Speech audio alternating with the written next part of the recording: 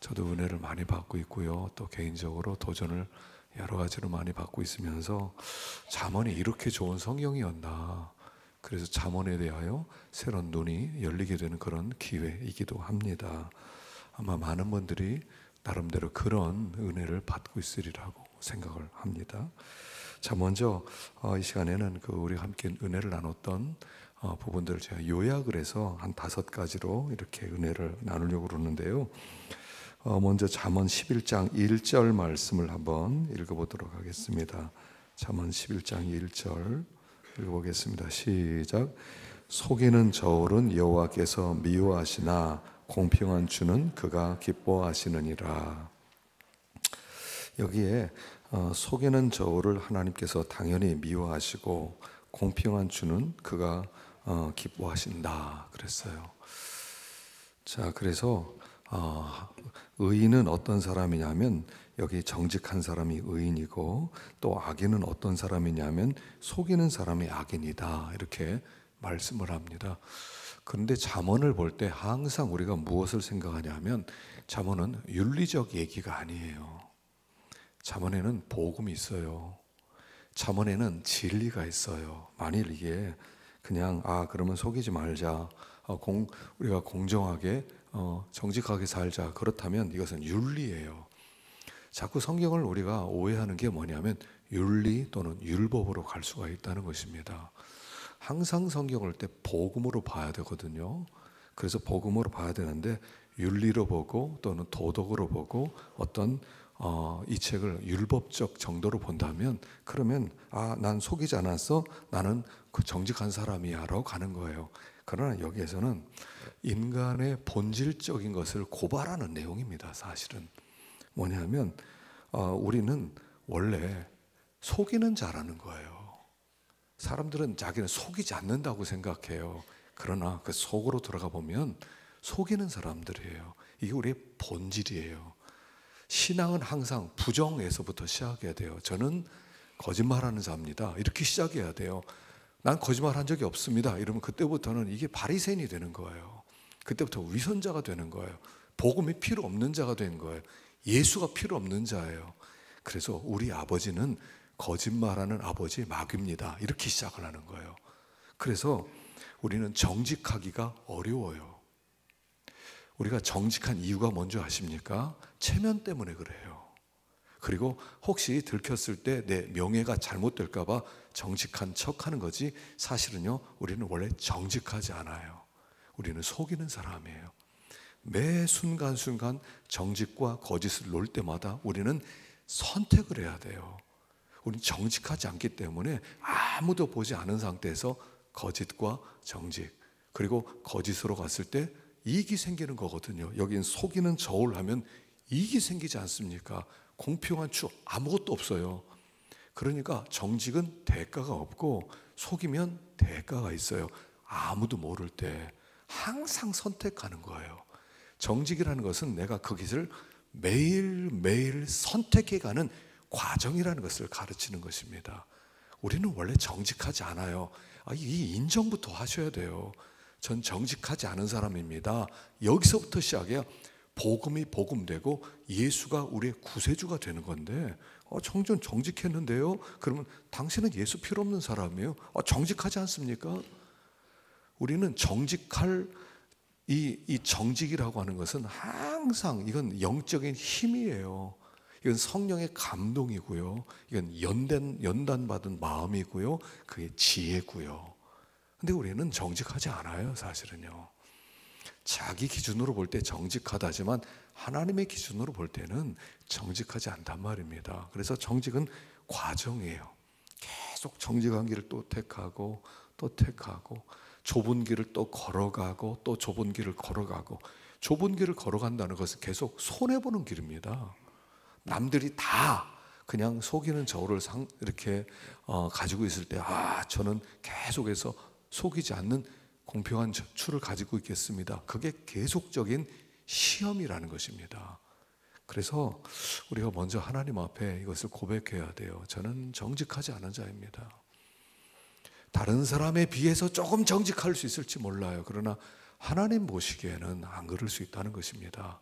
그래서 여기 정직이라는 것은 우리는 계속해서 만들어가는 거예요. 다듬어지는 거예요. 우리 속에 있는 거짓의 찌꺼기들을 자꾸 제거해가는 거예요. 명검을 만들려면 3년 걸린답니다. 3년. 뭐 지금이야 또 다른 방법이 있겠지만, 그래서 이 대장장이가 계속 쇠를 두드리는데, 계속 두드릴 때 불꽃이 튀지 않습니까? 그 불꽃이 튀는 것이 뭐냐면 거기에 불순물이라는 거죠. 불순물이 계속 나와요. 그러니까 그 불순물이 하나라도 안 튈 때까지 계속 때려야 되는데 한 3년 걸렸대요, 보통. 그래서 이 명검을 만드는 데는 3년 걸리는데, 불꽃이 하나도 안 튈 때까지 그렇게 두드리면 나중에 명검이 되는데, 순수한 쇠가 되는데, 이 순수한 쇠가 되면 이 쇠는 쇠를 자르는 쇠가 된다는 거예요. 그래서 명검이 되는 거예요. 우리 속에 있는 이 거짓의 찌꺼기들을 계속 연단받는 겁니다. 만일 우리가 계속 정직하다면 여기 주님 앞에 나올 필요가 없습니다. 뭐하러 나옵니까? 정직하고 말씀대로 사는 사람인데, 말씀을 들음으로 말미암아, 이 말씀이라고 하는 것은 뭐냐 하면 우리를 계속 드러내는 거예요. 그래서 우리 속에는 죄를 자꾸 벗어버리는 거예요. 깨닫게 만드는 거예요. 그래서 우리들로 하여금 하나님 앞에 계속해서 저는 죄인입니다. 저는 죄인입니다. 죄가 힘을 잃어버리게 되는 것이 말씀을 듣는 효과거든요. 그래서 우리들로 하여금 말씀을 계속 듣는 가운데 점점 더 단련된 정직, 단련된 거룩함, 단련된 깨끗함, 단련된 온전함으로 가는 거거든요. 만약 우리가 정직하다 그랬으면 나는 완전하다 이런 뜻이 되는 거거든요. 그러니까 여기 속이는 저울은 여호와께서 미워하시고 공평한 주는 기뻐하신다 그랬을 때, 저는 정직하지 않은 자입니다. 우리 아버지는 거짓말하는 마귀가 우리 아버지였습니다. 내 혈관 속에는 항상 거짓이 있습니다. 이렇게 고백을 해야 돼요. 그러면서 계속적으로 하나님의 음성을 듣고 또 깨닫고 회개하고 돌이킬 때 점점 더 좁은 길을 걸어가면서 의인의 길, 생명나무와 같은 길을 걸어가게 된다 하는 것을 가르치고 있습니다. 자, 두 번째는 잠언 12장 1절인데 읽어보겠습니다. 시작. 훈계를 좋아하는 자는 지식을 좋아하거니와 징계를 싫어하는 자는 짐승과 같으니라. 훈계, 여기 징계 다 하나님의 말씀을 상징하는 단어들입니다. 그래서 하나님의 말씀을 상징할 때 훈계 또는 지식 또는 징계 이런 식으로 말씀을 하는데, 이 하나님의 말씀의 힘이 뭐냐면 그 사람의 본질을 바꾼다는 거예요. 여기에 징계를 싫어하는 자는 짐승과 같으니라. 원래 우린 짐승이었다는 겁니다. 하나님을 모르는 사람, 예수를 모르는 사람, 원래 우리가 태어났을 때 우리의 모습은 다 뭐냐면 우린 짐승이에요. 원래 짐승이에요. 그래서 다니엘서 보면 짐승들이 나오죠. 계속 짐승들이 바다에서 4마리의 짐승이 올라왔다. 그런 말씀 있지 않습니까? 계시록에도 짐승, 나라를 짐승으로 표현하는 거예요. 그래서 하나님을 모르는 이 세상, 하나님을 모르는 사람은 다 짐승이에요. 맹수예요. 원래 우리 속에 맹수와 같은 기질이 하나씩 다 들어있단 말입니다. 내버려 두면, 여러분 지금 치안이 있고 경찰이 있고 뭐 이렇게 뭐 법이 있고 그러니까 이 모양이지. 그래서 조금 질서도 지키고 그렇죠. 여러분 때때로 미국에서도요, 옛날에 이렇게 폭동이 한 번씩 일어나지 않습니까? 폭동이라면 경찰이 와도요 말리지를 못해요. 그냥 내버려 둬요. 그러면 상점마다 들어가서 막 부수고 훔쳐가고 빼앗고 뭐 싸우고 죽이고 내버려 두는 거예요. 폭동을. 사람은요 내버려 두면 반드시 폭동이 일어나요. 그래서 그런 얘기가 있잖아요. 무정부의 상대보다 독재가 낫다 그랬어요. 독재한다 어쩌다 그러지만 독재로 해서 질서를 지키는 것이, 독재가 없어졌을 때, 이 치안이 없어질 때 사람을 내버려 두는 것보다 낫다는 거예요. 사람은요 짐승이에요. 체면 때문에 죄 안 지는 거예요. 사실은요 상황이 주어지면. 그래서 이 전쟁이 무서운 것은 뭐냐 하면 질서가 없어진 상태가 전쟁이거든요. 그러면 그 사람의 본성이 나오는 거예요.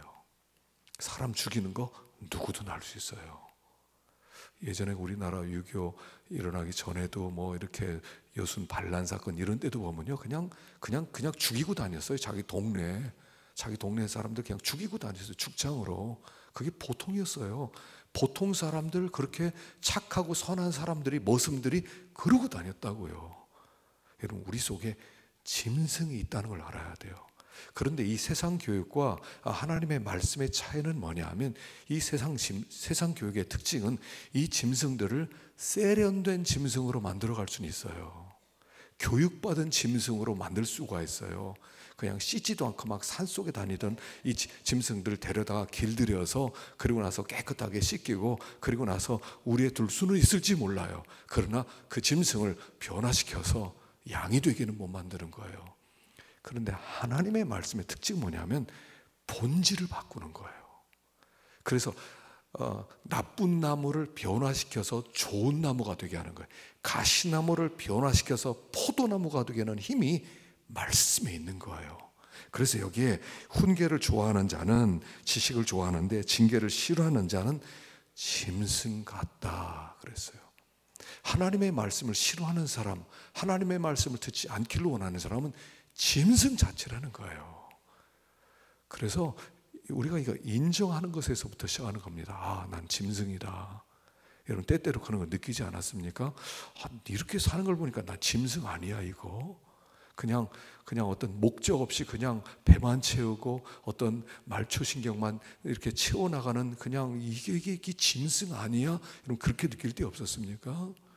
짐승이에요. 근데 하나님의 말씀의 특징은 이 짐승들을 변화시켜서 양이 되게 만든다는 거예요. 가시나무를 변화시켜서 무화과나무가 되게 한다는 거예요. 이게 말씀의 능력이에요. 그래서 말씀을 자꾸 들으면요, 어떻게 되냐면 길들여지게 돼 있어요. 말씀에 길들여져요. 근데 어느 순간부터 말씀을 듣지 않으면 짐승이 나오기 시작해요. 자기 속에는 짐승의 특징들이, 난폭한 성질들이 막 나오기 시작해요. 언제부터요? 말씀을 멀리하는 순간부터예요.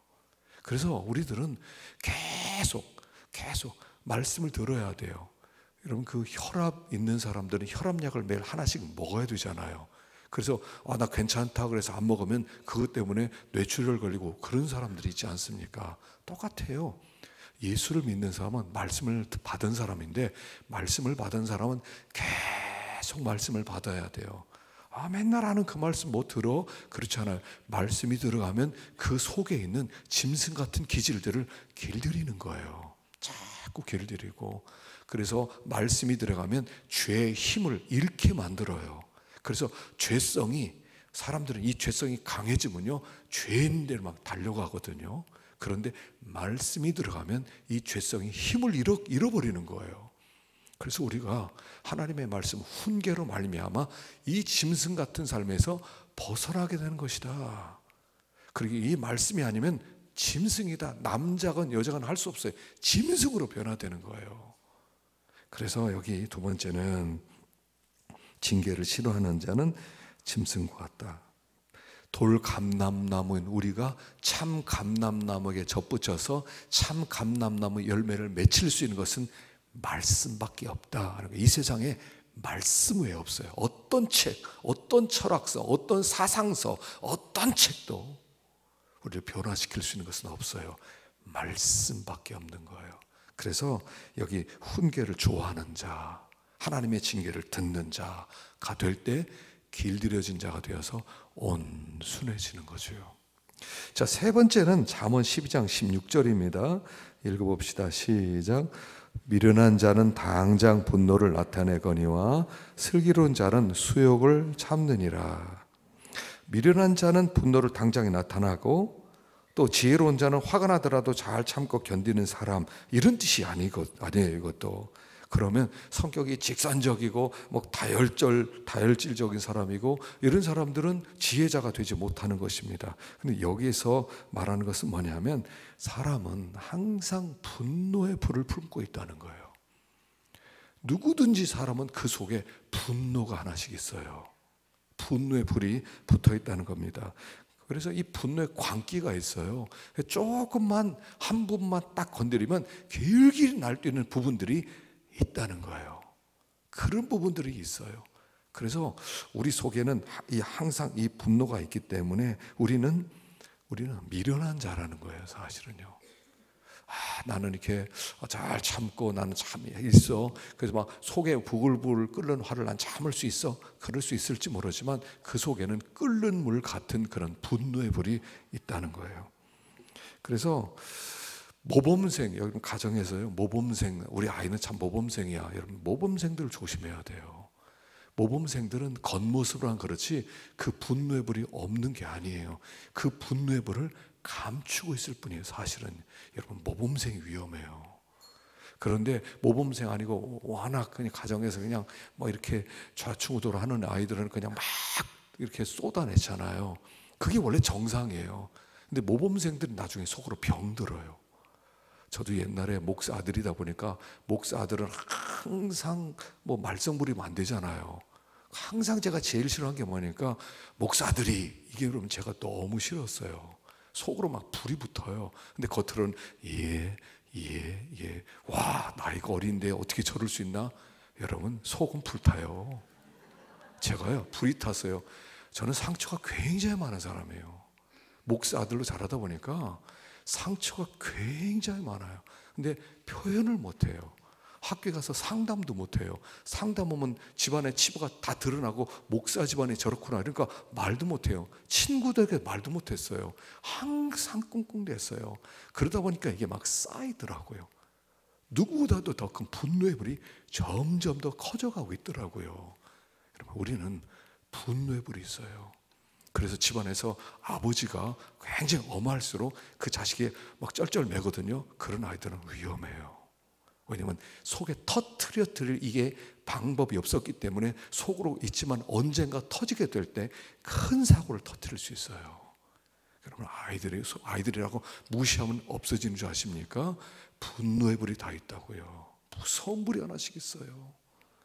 모범생, 여러분 좋은 거 아니에요. 그 집은 목사 아들이니까 뭐 장로를 받으니까 잘하고 있어. 아닐걸요. 아마 언젠가 터질걸요. 아이들은 아이들 같아야 돼요. 그러면서 점점 더 변화되는 모습을 봐야 되지, 그걸 자꾸 눌러서 너희놈 조심히 잘해야 돼, 내 체면이 뭐가 되겠어, 이러면 이러면요 아이 죽는 겁니다. 숨 막히는 겁니다. 이거 알아야 돼요. 사람들은 원래부터 죄라는 것은 불이에요. 분노의 불이라고요. 이게 하나씩 다 있어요. 그런데 슬기로운 자는 수욕을 참느니라 그랬어요. 참느니라. 우리가 슬기로운 자가 되려면 수욕을 참아야 된다는 거예요. 수육이 아닙니다.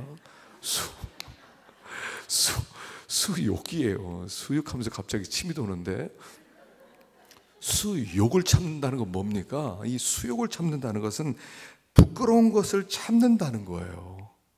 지금 우리는 참 좋은 시대예요. 예수를 믿고 구원받고 언제든 주님 앞에 나와서 주님 죄를 용서해 주십시오, 주님 불쌍히 여겨 주십시오 이러면은 주님 우리 죄를 다 용서해 주시잖아요. 근데 구약시대는요 안 그랬어요.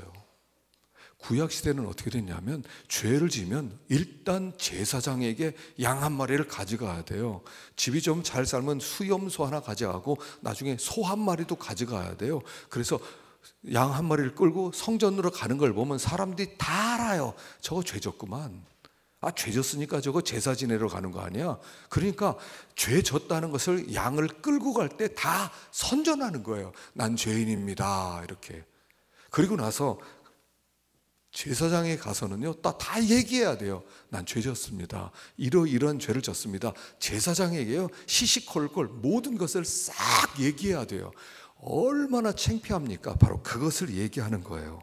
그렇게 자기의 죄를 제사장에게 내려놓고 그리고 사람들에게 손가락질을 받을 만큼 창피를 당하게 된 자는 슬기로워진다 이런 뜻이에요. 슬기로워진다. 회개한 자는 슬기로운 자가 된다 이런 뜻이에요. 그래서 여기 우리는 원래 미련한 자여서 이런 분노가 있는데, 그래서 우리가 하나님 앞에 나갈 때는요 사실은 회개라는 것은 뭐냐면 수치를 감수하는 게 회개예요. 사람들은요 회개를 못해요. 사실은 회개는 어려운 거예요. 회개는 그냥 까짓거 하지만 하나님 죄졌습니다, 잘못했습니다, 용서해, 그거 회개가 아니에요. 중심으로부터 나오는 회개는 정말 하나님 앞에 너무너무 창피해서 고개를 들지 못하는 상태가 회개라고요. 근데 그거 사람은 싫어해요. 하나님 앞에, 여러분, 사람은요 굉장히 배짱 있는 사람입니다. 굉장히 자존심 있는 사람입니다. 하나님 앞에서, 까짓거 하나님 앞에서 회개하고 잘못 다투하지 아닙니다. 하나님 앞에 절대로 회개 안 하는 게 사람이에요. 치욕당하는 걸 싫어해요. 절대로요. 절대로요. 여러분, 회개는 치욕을 당하는 거예요. 수욕을 당하는 거예요. 그걸 참고, 하나님 죄인입니다, 다윗이 회개할 때요, 당신이 그 사람입니다 할 때 얼마나 하나님 앞에 창피한 거예요. 사람들 앞에서는 건 아닐지라도 하나님 앞에서 너무 얼굴이 붉어지고 너무너무 창피하고 고개를 들 수가 없고 정말 부끄러운 마음 들어서 막 눈물이 나고, 하나님 정말 잘못했습니다, 이렇게 나오는 게 회개거든요. 근데 그렇게 될 때 그 사람이 슬기로운 사람이다 하는 거예요. 그 사람이 그 분노를 하나님께 다 가지고 나와서 하나님께 문제를 해결한 사람이기 때문에 그 사람이 지혜자다라고 말씀하는 거예요. 그래서 여기에 수욕이다 그랬어요. 참, 네 번째, 잠언 13장 2절입니다. 읽어봅시다. 시작. 사람은 입의 열매로 인하여 복록을 누리거니와 마음이 괴사한 자는 강포를 당하느니라. 참, 제가 지난 주간에 이 말씀에 아주 도전을 많이 받았어요. 사람은 입의 열매로 인하여 복록을 누리거니와. 자, 사람은 다, 여러분, 이걸 아주 명심을 해두세요. 명심을 해두세요. 뭐예요? 사람의 복과 저주는 입에서 나오는 거예요. 잘했다 못했다 이거 아니에요. 입에서 나와요. 사람은 항상 입의 열매를 먹게 돼 있어요. 내 입에서 저주가 나오면 나는 저주를 받을 거예요. 내 입에서 축복이 나오면 내가 축복을 받을 거예요. 내가 너무 화나서 어떤 사람을 막 저주하잖아요. 근데 그 저주가 그 사람한테 안 가요. 나한테 온다는 얘기예요. 이게 지금 이 뜻이에요. 사람은 입의 열매로 복록을 누리거니와. 내가 하는 말대로 열매를 내가 먹는다는 거예요. 그래서 한 입에서 두 말을 하지 말라는 거예요. 야고보서에서 그렇지 않습니까? 단물과 쓴물을 어떻게 한 구멍에서 나오겠느냐. 한 구멍에서 단물이 나오고 다른 구멍에서는 쓴물이 나오지, 한 입에서 단물이 나왔다 조금 있다 또 쓴물이 나오는 게 그게 정상이 아니다. 우리는 한 가지 말만 나와야 된다, 이렇게 얘기하는 거예요. 그게 복받은 사람이에요. 이제부터 자기의 말을 가만히 살펴보시길 바랍니다. 오늘 우리의 삶은 뭐냐면, 내가 지금 이 복을 누리고 사는 것은 뭐냐면, 과거에 내가 했던 말을 오늘 누리는 거예요. 내가 과거에 막 저주도 하고 재앙도 하고 막 이렇게 불평도 했어요. 오늘 그 열매를 먹고 있어요. 내가 막 축복하고 내가 막 덕을 끼치고 그랬어요. 그 복을 오늘 누리고 있는 거예요. 복은 입에서 나온다. 이게 전부예요. 이 잠언서에서 계속 얘기하는 것은, 모든 복은 입에서 나오는 것이다. 네가 하는 말의 복을 네가 지금 누리고 있다라고 얘기하는 거예요. 그래서 다른 데로서 나오는 게 아닙니다. 다 입에서 나와요. 그러면 어떤 말을 해야 되느냐, 여기 네 가지를 제가 이렇게 기록을 해놨는데요. 첫 번째는요, 찬양 열매예요. 찬양 열매. 우리가 찬양은 입술의 열매니라 그랬어요. 히브리서 13장 15절에 보면. 그래서 첫째는 입에서는 찬양이 나와야 돼요. 하나님을 높이는 말이 나와야 돼. 하나님을 찬양합니다. 하나님을 경배합니다. 하나님은 위대하십니다. 하나님이 영광받게 합당하십니다. 이런 말이 나와야 돼요. 하나님 높이는 말. 두 번째는 말씀의 열매예요. 말씀의 열매. 이 말씀의 열매는 뭐냐면, 하나님, 내가 학자의 혀를 주십시오. 그래서 내가 곤핍한 자를 좀 깨우치게 해주십시오. 이런 말씀이에요. 학자의 혀. 그래서 말씀을 듣고 깨닫고 곤핍한 자를 깨우치고 또 어려움 당한 사람을 도와주고 그런 말, 깨우치는 말, 덕스러운 말, 위로하는 말, 권고하는 말. 두 번째는 말씀의 열매가 나와야 돼요. 그래서 말씀을 잘 깨닫고요, 입에서 말씀이 자꾸 나와야 돼. 쓸데없는 말이 나오는 게 아니라, 내 생각이 나오는 게 아니라 말씀이 자꾸 나와야 돼요. 위로하는 말이 나오고, 덕스러운 말이 나오고, 은혜스러운 말이 나오고, 세워주는 말이 나오고, 자꾸 이런 말이 나와야 돼요. 세 번째는 감사의 열매예요. 감사로 제사를 드리는 자가 나를 영화롭게 하나니. 감사하는 말만 나와야 돼요. 참 감사하다. 어떤 일이든지요, 어떤 일이든지 벌어지면 먼저 감사해요. 그 사건이 반드시 유익해서 주신 것이에요. 필요 없어서 준 거 없어요. 반드시 좋아서 주신 거예요. 하나님이 골라주셨으니까 반드시 좋은 것을 주셨어요. 그러면 감사해요. 그냥 감사만 나와야 돼요. 어떤 일을 만나든지 감사합니다. 감사합니다. 감사합니다. 감사합니다. 이게 그냥 입에 붙어야 돼요. 입에 붙어야 돼요. 한번 해보십시다. 감사합니다. 시작. 다시 한번 시작. 감사합니다. 이게 습관이 돼야 돼요. 불평하지 말고, 원망하지 말고, 감사합니다. 짜증내지 말고, 감사합니다. 감사합니다. 감사합니다. 그래서 이 감사가 부족하면 시험 드는 거예요. 아담과 하와가 왜 선악과를 먹었느냐? 누굽니까? 누구죠? 누가 그 얘기를 했어요. 프랜시스 셰퍼가 아담의 범죄는 감사가 사라져서 생긴 범죄다, 이렇게 얘기했어요. 여러분, 모든 범죄는 감사가 사라질 때 생기는 범죄예요. 감사합니다. 감사합니다. 감사합니다. 하루를 시작할 때 감사합니다. 하루를 마무리할 때 감사합니다. 사실 감사잖아요. 살아있는 거 기적 아닙니까? 살아있는 게 기적이에요. 정말 오늘 하루는 어제 죽었던 사람이 그렇게 보고 싶어 했던 그 하루였다고요. 감사해요.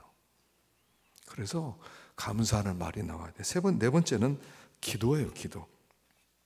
너는 내게 부르짖어라. 주님이 항상 부르짖으라. 너는 나에게 나오라. 나를 만날 때 찾으라. 주님이 계속 기도하라 그러는 거예요. 기도의 열매예요. 우리 배에서는 계속 하나님을 향한 기도가 나와야 돼요. 계속 기도. 하나님, 아버지 도와주세요. 아버지 불쌍히 여겨주세요. 아버지 좀 인도해 주세요. 아버지 좀 하나님께서 함께 해주세요. 계속 기도가 나와야 돼요. 여러분, 이 네 가지 찬양, 말씀, 감사, 기도 외에 다른 말이 나오지 않게 하라는 거예요. 절대로 다른 말이 나오지 않게 하세요. 여기 찬양, 말씀, 감사, 기도하는 말 외에는 나오지 않게 하세요. 어떤 말이든 나오지 마세요. 그 열매를 내가 먹는 거예요. 이제부터는 내가 복받는 건 하나밖에 없어요. 내가 한 말의 열매를 내가 먹어요. 딴소리 하지 마세요. 절대로 불평하는 소리 하지 마세요. 원망하는 소리 하지 마세요. 분노하는 소리 하지 마세요. 네 가지에 속한 것 외에는 하지를 마세요. 그게 신앙생활이에요. 뭘 그렇게 잘났다고, 뭘 쓸데없는 소리를 그렇게 많이 해요. 그냥 네 가지, 한 단물만 나와야 돼요. 우리 입에서 쓴 물이 나면 안 돼요. 제가 참 이게 사람은 입의 열매로 인하여 복록을 누리거니와, 굉장히 큰 깨달음이 있었어요. 타이타닉호가요, 제가 확인 안 해봤는데 기록한 것을 제가 봤어요. 타이타닉호가 길이가 235m였대요. 높이가 11층 건물이었대요. 얼마나 큽니까? 그런데 그 뒤에 배 방향을 조절하는 그 키는 24cm였대요. 그 24cm의 키가 이 큰 배를 이 빙산에 부딪혀가지고 무너지게 한 거예요. 입이에요. 말이에요. 혀예요. 거기서부터 복이 나오고 저주가 나와요. 복과 저주는 다 나에게 달렸어요. 누구 탓할 것 없어요. 내 말에 달렸어요. 내가 하는 말로 복을 받고, 내가 하는 말로 저주를 받고 재앙을 받고. 말 조심하세요. 말 조심하세요. 사람은 입의 열매로 인하여 복록을 누리거니와. 와, 이걸 몰랐어요. 입의 열매로 말미암아 복록을 누리거니와. 입의 열매로 말미암아 복이 들어오기도 하고 화가 들어오기도 한다는 얘기예요. 입의 열매로 말미암아. 참 말을 조심하셔야 돼요.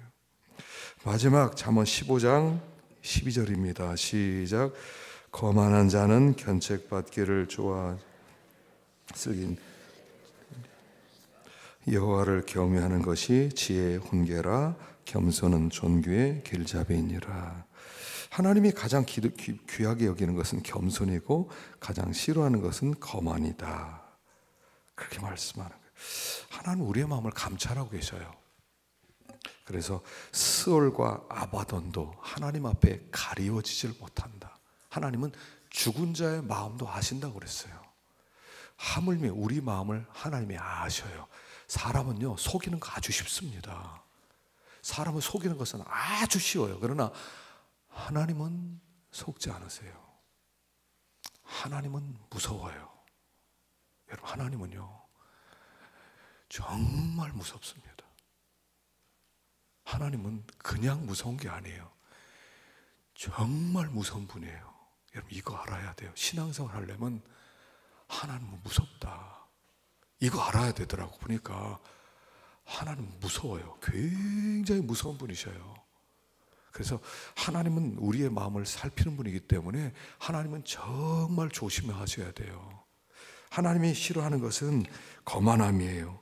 거만한 자는 견책받기를 좋아하지 아니하고, 또 겸손은 존귀의 앞잡이니라. 그래서 참 우리가 하나님 앞에 참 이 거만한 걸 조심해야 됩니다. 거만한 거.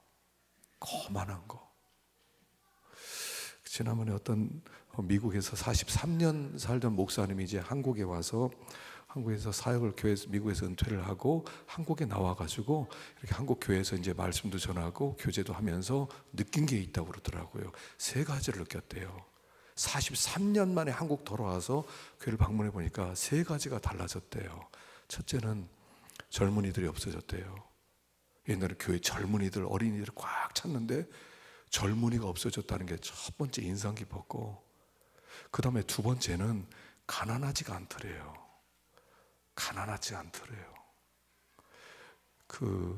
다 부자더래요. 사람들이 그렇게 옷도 그렇게 잘 입었고 얼굴도 보면 하나같이 그냥 다 괜찮고, 옛날엔 그렇게 한국 떠날 땐 가난했는데 가난한 끼가 없더래요. 3번째는 눈물이 없어졌대요.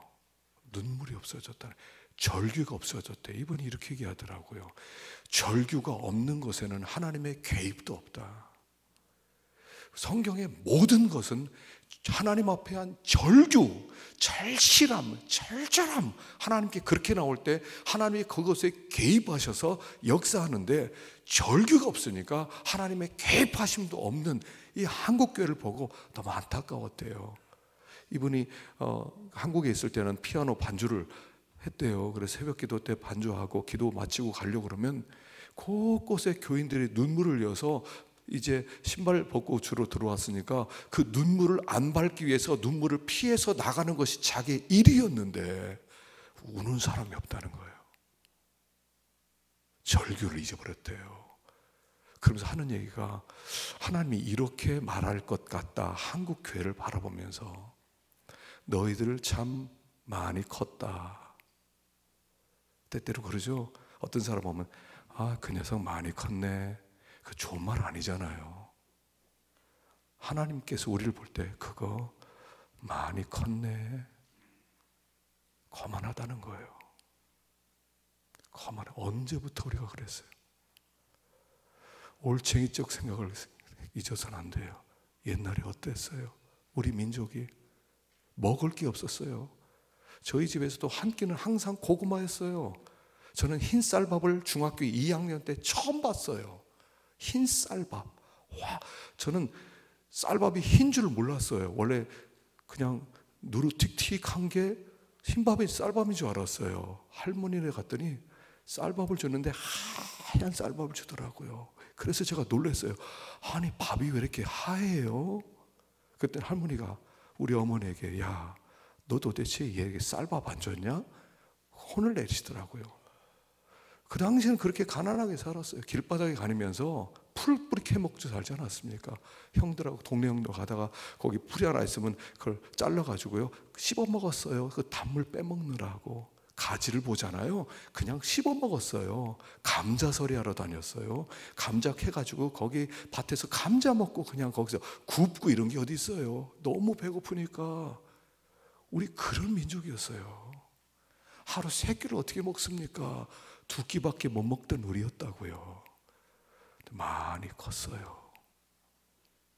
많이 컸어요. 거만하면 안 돼요. 망하는 거예요. 거만하면. 언제부터 언제적이라고 이렇게 큰 소리 치고 다녀요? 하나님 교회 들어와서 언제적부터 그렇게 소리 지르고 다녀요? 많이 컸어요. 여기는 영적인 기관의 교회는요, 여기는 세상이 아니라고요. 하나님이 계신 곳이라고요. 언제부터 큰 소리 치고 다녔어요? 많이 컸습니까? 하나님이 기뻐하는 건 겸손이에요. 겸손이에요. 그래서 우리 때는 배웠어요. 교회 들어오면 고개 15도 꺾고 다니라고 그랬어요. 고개 바짝 들고 다니지 말고 15도 꺾고 다니라고 그랬어요. 뻔뻔하게 들지 말고 어른 보면 60도 인사하고 그렇게 배웠어요.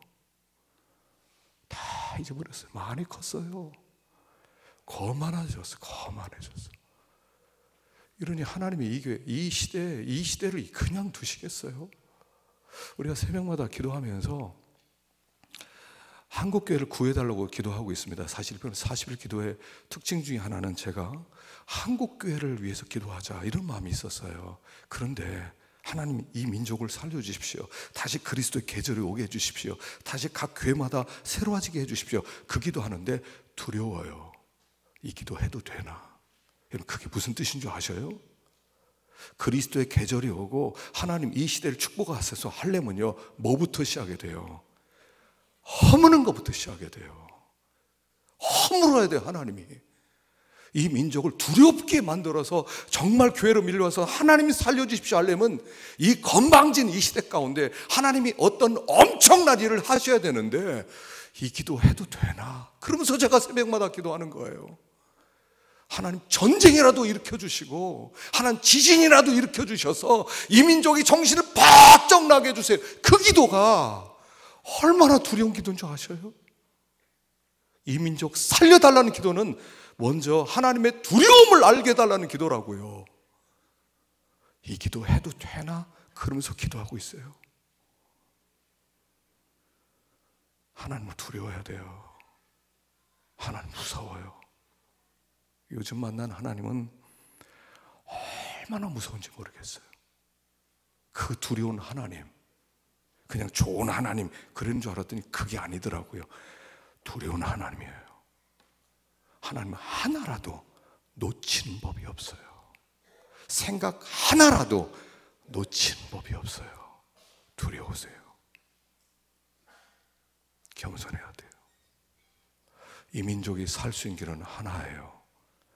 하나님 앞에 겸손해야 돼요. 거만함 가지고는 망하는 거예요. 겸손해야 돼요. 근데 겸손하려면 보니까 은혜예요. 은혜. 아까 회개 얘기했습니다만 회개는 성령이 감동 주기 전까지는 절대로 인간은 회개 못하더라고요. 회개 내가 하면 되잖아요. 아니에요. 잘못하셨어요. 회개는 성령의 감동 줄 때 할 수 있는 게 회개예요. 제가 보니까 그렇더라고요. 하나님 잘못했습니다. 그런데 아무 감동이 없어요. 하나님 저를 용서해 주세요. 아무 감동이 없어요. 그냥 기도하는 거예요. 그런데 성령이 감동하셔서 우리의 마음을 만지시면 회개가 쏟아져 나와요. 회개는요, 터지는 거예요. 쏟아져 나오는 거예요.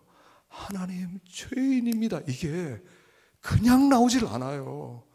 그리고 회개를 한 다음에 그 사람을 딱 보면 회개했다는 표시가 얼굴에 싹 나타나요. 저 사람 회개했구나. 회개했구나. 왜냐하면 성령의 감동이 있어서 하나님께 눈물 콧물 흘리면서 기도한 다음에 딱 그 얼굴은 천사 얼굴이에요. 그러니까 함부로 회개했어요, 그런 소리 하지 마세요. 회개했다고 말 안 하더라도 그 사람의 얼굴은 천사 얼굴로 표현해. 미워할 수가 없어지는 거예요. 와, 천사네. 근데 그것은 성령의 은혜예요. 회개 내가 하는 게 아니에요.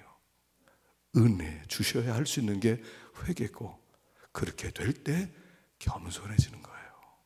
그래서 겸손은 하나님께서 우리에게 존귀하게 만드는 앞잡이인데, 이것은 하나님이 은혜 주셔야 되는 거예요. 하나님께 이 은혜를 구해야 돼요. 하나님, 성령의 은혜를 주세요. 내 마음을 하나님께 물처럼 쏟아넣게 해주십시오. 하나님, 내 눈물이 눈물 근원이 되게 해주세요. 그렇게 하나님께 엎드려 간구할 때 회개형을 부어주시는데, 이런 회개형을 부어주시고요, 하나님께 회개한다면 어떻게 되는 줄 아세요? 마음이 그렇게 편안해질 수 없어요. 마음에 그렇게 막히는 게 아무것도 없어요. 두려워지는 게 아무것도 없어져요. 그게 회개 은혜예요.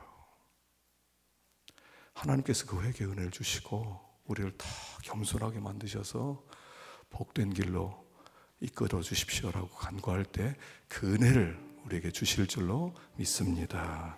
기도하십시다.